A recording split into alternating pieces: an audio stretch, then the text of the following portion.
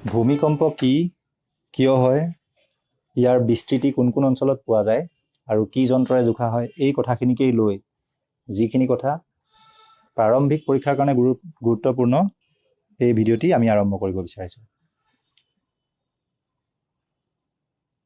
ভূমিকম্প যি জেগাত হয় পৃথিৱীৰ তলত সেই জেগাটোক ফ'কাছ বুলি কয়। The point where the energy is released is called the focus.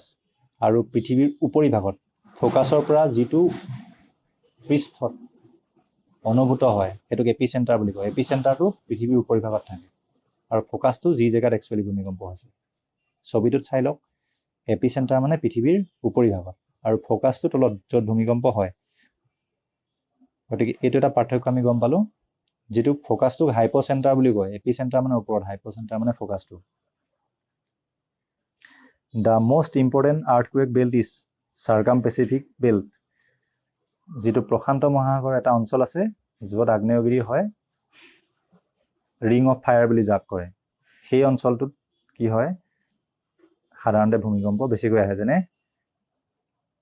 New Zealand, new Guinea, Japan, Aleutian island, Alaska, western coast of north and south America. এই অঞ্চলটো চাৰ্কামপেচিফিক বেল্ট, সেইটোত বেছিকৈ ভূমিকম্প আহে। ছেকেণ্ডটো হ'ল হিমালয়ান এণ্ড আল্পছ। আচলতে কিছুমান টেকটনিক প্লেট থাকে পৃথিৱীৰ তলত, সেইবিলাক য'ত য'ত আছে। গতিকে হিমালয়টো আছে এছিয়াত, আল্পছটো আছে ইউৰোপত, কিন্তু তাত টেকটনিক প্লেট আছে, সেইকাৰণে সেই অঞ্চলটোত হয়। যিটোক মিড ৱৰ্ল্ড মাউণ্টেইন বেল্ট বুলিও কোৱা হয়। ক'ৰ পৰা ক'লৈ আছে? ভূমধ্য সাগৰৰ পৰা আলপাইন হৈ ককেছাছৰ পৰা হিমালয়লৈকে। ককেছাছ আছে ৰাছিয়াত, আলপাইন আছে ইউৰোপত, ভূমধ্য সাগৰৰ পৰা। ছিছমিক ৱেভ বুলি কয় ভূমিকম্পৰ যিবিলাক ৱেভ, ছিছমিক ৱেভ বুলি কয়। তাৰে দুটা প্ৰকাৰ আছে, body waves, surface waves. Body ৱেভছটোক দুটা ভাগ কৰিছে, প্ৰাইমেৰী ৱেভছ বা পি ৱেভছ বুলি, ছেকেণ্ডাৰীটো গেছ ৱেভছ। লাভ ৱেভছ আৰু ৰেইলি ৱেভটো হ'ল ছাৰফেচ ৱেভ। নামটা মনত ৰাখিলে হ'ল। ইয়াৰে আমি প্ৰাইমেৰী আৰু ছেকেণ্ডাৰী আলোচনা কৰিছোঁ। Body waves are faster than surface waves. মানে যিটো ফ'কাছত যিটো ভূমিকম্পৰ উৎপত্তি হ'ল, তাৰ যি তৰংগবিলাক গোটেই শিলাস্তৰবিলাকৰ মাজেদি বাহিৰলৈ বিয়পি যাব, সেইকাৰণে তাক বডি ৱেভছ বুলি ক'ব, ওপৰলৈ যিটো যায়। আৰু ছিছমোগ্ৰাফত এইটো ধৰা পেলাব পাৰি। যন্ত্ৰটোৰ নাম কি? Seismograph. There are two types of body waves. সেইটো আগত উল্লেখ কৰিছোঁ। কি কি? Primary waves and secondary waves. দুটাৰ পাৰ্থক্য আমি চাব লাগিব। Primary waves are the fastest body waves. প্ৰাইমেৰীবিলাক আটাইতকৈ স্পীডত আহে, এছ ৱেভছতকৈ দুগুণ বেছি স্পীডত। First to reach during an earthquake. প্ৰথম পৃথিৱীত ওপৰত কোনটো ৱেভ আহে? Primary wave. They are similar to sound waves. অৰ্থাৎ তৰংগ দৈৰ্ঘ্য কি হয়? অনুদৈৰ্ঘ্য, লংগিটিউডিনেল, যেনেকৈ শব্দ যিদৰে যায়। আৰু ইহঁতি কি হয়? ছলিড, লিকুইড আৰু গেছ গোটেইকেইটা মাধ্যমতে যাব পাৰে। প্ৰাইমেৰী ৱেভৰ পৰা এইকেইটা কথা আমি মনত ৰাখিব লাগিব। লংগিটিউডিনেল আৰু তিনিও মাধ্যমতে যাব পাৰে, ছলিড, লিকুইড আৰু গেছিয়াছ। ছবিটো চাওক, ৱেভৰ প্ৰপাগেশ্যনৰ যিটো দিশ, মাধ্যমো সেইটো দিশতেই সঞ্চালিত হৈছে। যিদৰে শব্দ বা কথা ক'লে সন্মুখৰ বায়ুখিনি সঞ্চালিত হয়, সেইটো অনুদৈৰ্ঘ্য তৰংগ বুলি কয়। অৰ্থাৎ তৰংগ যি দিশত গৈছে, মাধ্যমো সেই দিশতে সঞ্চালিত হৈছে, কম্প্ৰেছন আৰু এক্সপানশ্যনৰ জৰিয়তে। সেইটোক প্ৰাইমেৰী ৱেভছ বুলি নাম দিয়া হৈছে। স্পীড বেছি তাৰ। ছেকেণ্ডাৰী ৱেভছটো কি হয়? তাৰ প্ৰকৃতিটো ওলোটা হয়, অনুপ্ৰস্থ। ছেকেণ্ডাৰী ৱেভছটো অলপ দেৰিকৈহে পায় এইখিনি। প্ৰাইমেৰী ৱেভছ যেতিয়া ওপৰত অনুভূত হয়, তাৰ পিছতহে ছেকেণ্ডাৰী ৱেভ পোৱা যায়। আৰু ইহঁতি কি হয়? ছলিড মেটেৰিয়েলৰ মাজেদি যাব পাৰে, কিন্তু লিকুইডৰ মাজেদি নাযায়। সেইকাৰণে পৃথিৱীৰ ভিতৰ ভাগত লিকুইড আছে বুলি ছিছমলজিষ্টসকলে এছ ৱেভৰ জৰিয়তে গম পাইছে, ছেকেণ্ডাৰী ৱেভৰ জৰিয়তে। ছেকেণ্ডাৰী ৱেভটো ট্ৰেন্সভাৰ্চ ৱেভ হয়, অনুপ্ৰস্থ, উল্লেখ কৰিছোৱেই। অৰ্থাৎ তৰংগ যি দিশত যাব, তাৰ অপজিট বা উলম্বভাৱে বা লম্বভাৱে মাধ্যমৰ কণিকাবিলাক সঞ্চালিত হয়। যেনেকৈ পানীৰ ঢৌ এটা গৈ থকা অৱস্থাত কক এটা যদি থৈ দিয়া হয়, ককটো একে জেগাতে থাকে, কিন্তু ঢৌটো পাৰলৈ যায়, সেইটোক ট্ৰেন্সভাৰ্চ ৱেভ বুলি কয়। অৰ্থাৎ ৱেভটো যিফালে গৈছে, মাধ্যমখিনি ওপৰলৈ তললৈ মাত্ৰ হিলিছে। গতিকে এছটো ছেকেণ্ডাৰী ৱেভ, সি ট্ৰেন্সভাৰ্চ। P2 প্ৰাইমেৰী ৱেভ আৰু দুইটা হ'ল বডি ৱেভৰ প্ৰকাৰ সেকেন্ডাৰী ৱেভটো দেৰিকৈ পোৱা যায় আৰু ই তৰল মাধ্যমৰ মাজেৰে যাব নোৱাৰে ইয়াৰ পিছত আহিলে সাৰফেস ৱেভছটো ডেঞ্জাৰাছ হয় কাৰণ ই ওপৰত অনুভূত হয় সেইকাৰণে সাৰফেস ৱেভছৰ কাৰণে বেছি ক্ষতি হয় কোনো এটা পৰীক্ষাত প্ৰশ্ন আহিছিলে কোন প্ৰকাৰৰ ৱেভছ বেছি ক্ষতিকাৰক গতিকে প্ৰাৰম্ভিক পৰীক্ষাৰ কাৰণে এনেকুৱা ধৰণৰ কথাবোৰহে বেছি গুৰুত্বপূৰ্ণ Surface waves interact with surface rocks.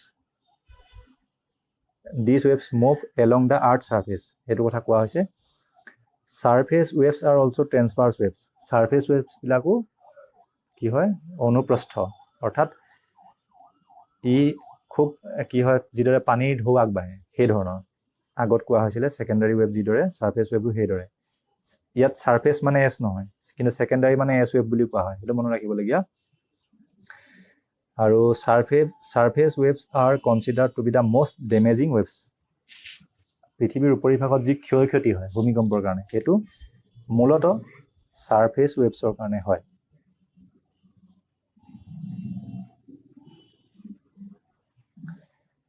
সিসমোমিটাৰ যিটো যন্ত্ৰ জোখা হয় সেইটো নাম সিসমোমিটাৰ আৰু সিসমোগ্ৰাফ মানে যিটো ধৰা পৰে সেইটো গ্ৰাফ ৰিজাল্ট বুলি ক'ব পাৰি ইয়াক সিসমোমিটাৰত যিটো ৰিজাল্ট ওলাই সেইটো সিসমোগ্ৰাফ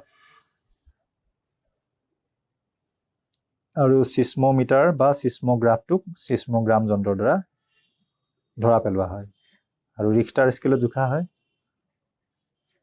ৰিখটাৰ স্কেলৰ কথা উল্লেখ কৰিছো এককটো সিসমোমিটাৰ সিসমোগ্ৰাম আৰু সিসমোগ্ৰাফ এইকেইটা বস্তু গম পালো মাৰ্কেলি স্কেল বুলি এটা আছে মাৰ্কেলি স্কেলটো হ'ল ইন্টেন্সিটি অৰ্থাৎ কিমান ক্ষয়ক্ষতি হৈছে এইটো কয় intensity how many people felt it how much destruction occurred etc the range of intensity কিমান 1 পৰা 12 ইন্টেন্সিটি মানে প্ৰৱণতা ভূমিকম্পৰ প্ৰৱণতা কিমান আছিল ইন্টেন্সিটি আৰু যেটো মেজাৰমেন্টৰ মাজত পাৰ্থক্যতা আছে মাৰ্কেলি স্কেলটো ইন্টেন্সিটি কাৰণে আৰু কিমান থাকে একক 1 পৰা 12 লে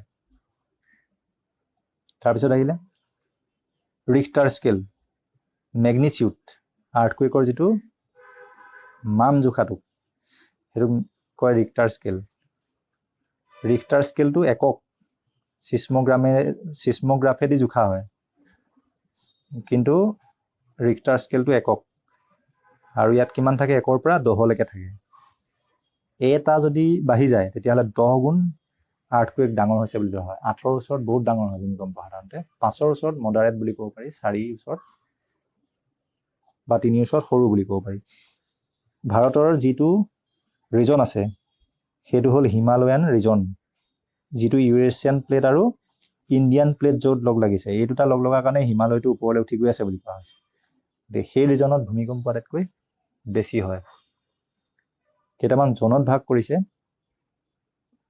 জোন কেইটা কি আমি চাই লওঁ জোন 2 পৰা 5 লৈকে আছে 5 টো হল হাই ৰিস্ক জোন এতিয়া 5ৰ ওচৰত কি আছে zone 4 and 5 1 to 9 it may be observed that the entire Himalayan region the states of northeast India uttor purb bharat western and northern Punjabor পশ্চিম আৰু উত্তৰ Haryana Uttar Pradesh Delhi and parts of Gujarat belong to the highest and the high risk categories named 5 and 4 যেটো red জোন বুলি ক'ব পাৰি 5 আৰু 4 ত north east পৰিছে গুজৰাট এইদৰে Indian আৰু ইউৰেছিয়ান প্লেট য'ত লগ লাগিছে হিমালয়ান ৰিজনটোই হ'ল হাই ৰিস্ক জোন কেইটামান উদাহৰণ হ'ল নেপালত ভূমিকম্প হৈছিলে 2015 চনত নেপাল অসমত 1950 চনত হৈছিলে আমি জানো 1897 টো এটা হৈছিলে ডাঙৰ ভূমিকম্পৰ কেইটা কথা উল্লেখ কৰিছো সুনামি আহিছিলে 2004 চনত যেটো ইণ্ডিয়ান অচনত সুমাত্ৰাত যেটো হৈছিলে আগ্নেয়গিৰি উদ্গীৰণ কাৰণে তাৰ ফলত সুনামি আহিছিলে ভূমিকম্প 2004 ভাৰত মহাসাগৰত আহিছিলে 26 ডিসেম্বৰত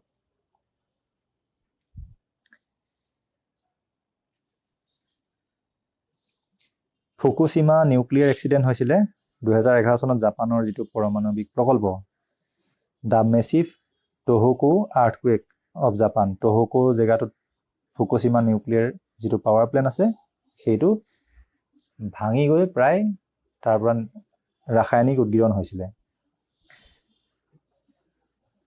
recent earthquake of magnitude 6.4 on the Richter scale hit Assam. অসমত কিমান হৈ গৈছিলে ভূমিকম্পটো যে হৈছিলে সেইটো কিমান আছিলে 6.4 প্ৰাবল্য। ক'ত হৈছিলে ঢেকীয়াজুলি অঞ্চলত উৎসটো। ইয়াত আমি দেখা পাইছিলোঁ 6টা মুঠতে জোকাৰণি আহিছিলে 3 ঘণ্টাৰ ভিতৰত, প্ৰায় 2.5 ঘণ্টাৰ ভিতৰত। প্ৰথমটো ডাঙৰ আছিলে 6.4, বাকীকেইটা 3.2 পৰা 4.7। আৰু কপিলি ফল্ছ জ'ন বুলি এটা আছে, যিটো আমাৰ প্লেট যিটো এটা চিনাক্ত কৰিছে ইণ্ডিয়ান নেশ্যনেল চেণ্টাৰ ফৰ চিছমলজি, তেওঁলোকে কপিলি ফল্ট বুলি উল্লেখ কৰিছে। তাৰ কাৰণে এইটো হৈছিলে। লেণ্ড ডিগ্ৰেডেশ্যন হৈছিলে কপিলি ফল্ট জ'নত। কি হ'ল, পথাৰৰ মাজত এটা ফাট ওলাইছিলে ঢেকীয়াজুলিত, তৎকাল বস্তি মিছামাৰী অঞ্চলত, যিটো অসম অৰুণাচল সীমাত আছে। ঢেকীয়াজুলিৰ মিছামাৰী অঞ্চলত তৎকাল গাঁৱত এইটো ওলাইছিলে। মেগনিচিউড 8.2 আলাস্কা ৰিজনক সদ্যহতে এটা ভূমিকম্পই জোকাৰি গৈছে। 8.2টো ডাঙৰ এটা জোখৰ ভূমিকম্প। এইটো কাৰেণ্ট এফেয়াৰ্ছৰ দৃষ্টিকোণেৰে এইকেইটা কথা অন্তৰ্ভুক্ত কৰিলোঁ। Thank you very much.